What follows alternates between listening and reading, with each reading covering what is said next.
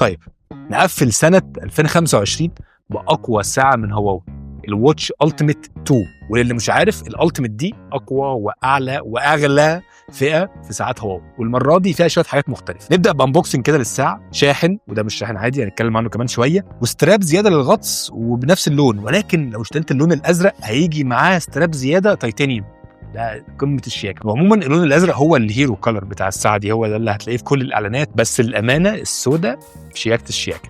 حلاوتها انها بتليق على كل حاجه، على عكس الزرقاء دي هتبقى محدوده شويه في شويه لبس كده. طالما دي التيميت فهتاخد التيميت في كل حاجه، التيميت خامات، يعني مكتوب عليها ذا كلوزست تو انبريكبل، يعني اقرب حاجه لانها ما تتكسرش. طبعا ما فيش الكلام ده، يعني اكيد بتتكسر، ولكن بتستحمل اكتر شويتين 3 4 من الساعات العاديه. معموله من حاجه اسمها ليكويد ميتال، مطليه بطبقه زركونيوم، وما تسالنيش ايه ده. الاطار من السيراميك، والازاز سفاير. السفاير ده اقوى ازاز مقاوم للخدش. هتلاقي شويه تطعيمات حمراء كده، الكلمه، السهم، الدايره اللي على الرينج، والاطار نفسه برده في حته حمراء، حجمها كبير في الايد، يعني تقريبا دي اكبر ساعه من هواوي. التيميت كمان في الشاشه، فانت بتتكلم في برايتنس او سطوع 3500 نتس، ده اعلى رقم عملوه على شاشه LTPO، فشاشه ممتازه. الجديد بقى يا سيدي ان دي مش مجرد ساعه للخروج والرياضه والكلام ده، دي اداه غطس، يعني دي انت تنزل بيها لعمق 150 متر.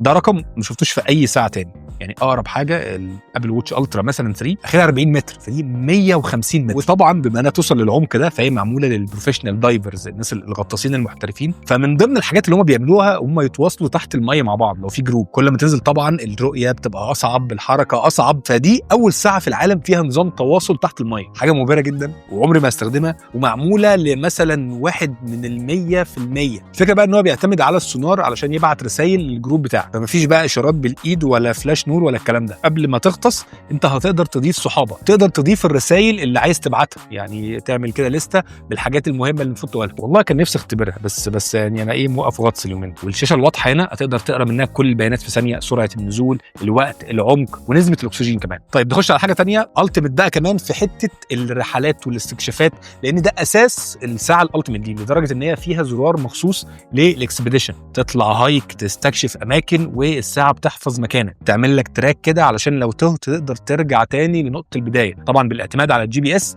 وتقدر كمان تحط لها eSIM فيها انتن اقوى بكتير من اللي فاتت، فتقدر لو موبايلك ضاع، موبايلك فصل، تعمل مكالمات من هنا. وعلشان برضو لو لا قدر الله وقعت حصل لك حاجه، فيها فول ديتكشن، هي بتتعرف لو انت حصل لك حادثه او وقعت، ولو ما ردتش في خلال 15 ثانيه هتتصل برقم الطوارئ او برقم emergency contact، وهتقول له بقى الراجل ده وقع، وتبعت له اللوكيشن بتاعك. وبرضو بتحذرك كل ما ترتفع ان نسبه الاكسجين بتقل، وتديك تيبس وتريكس عشان تحافظ على نفسك. دلوقتي بقى فيها ابلكيشن انستا 360، تقدر تتحكم في الكاميرا وتبدا تصوير لو الكاميرا بعيد عنك، او لو الكاميرا فوق او معلقه على حاجه. وده الجزء اللي مميز في الساعه دي، على عكس بقى الفئات الثانيه الGT والحاجات دي، وما لقيتهاش غير في الساعه دي والواتش 5. وهي فكره الاب ستور، ان هنا في ابلكيشنز والعاب تقدر تحملهم، انغامي، وابلكيشن في الجول، ومابس، وابلكيشن انستا 360، وحاجات تانية كتير. تقدر تضيف الكروت بتاعتك وتدفع منها على طول بدل ما تطلع موبايلك. برضو فيها زرار او حساس الاكس تاب اللي كان شفناه برضو في الواتش 5 ده يا باشا، بدوسه واحده هيقيس لك كذا حاجه، ويديك تقرير كامل فيه 11 تحليل عن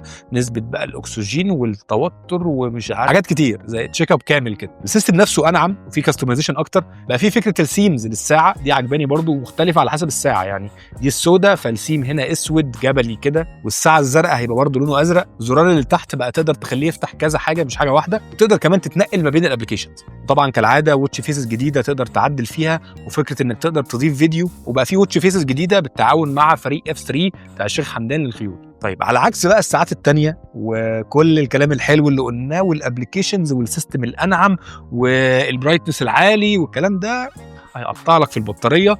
وبدل ما كنا بنسمع اسبوعين والحاجات دي، بقينا هنا يا باشا بتتكلم 3 أيام ونص. بس الحلو بقى ان هم حطوا شاحن سريع، الشاحن السريع دوت في ربع ساعه بس يديك يوم كامل. انا دي عجبتني، يعني انا ده الشاحن ده احطه جنب السرير عندي كده، اول ما اصحى احطها ربع ساعه على ما اجهز اليوم كامل. معظم الساعات التانية مش بشحنها غير كل اسبوعين، بس كنت بلاحظ ان الشاحن بطيء، انجز. وبس في كده كملنا يعتبر اللاين اب بتاع معظم الساعات بتاع هواوي السنه دي، فئه الواتش، فئه الالتيميت، فئه الGT، فئه الفيت.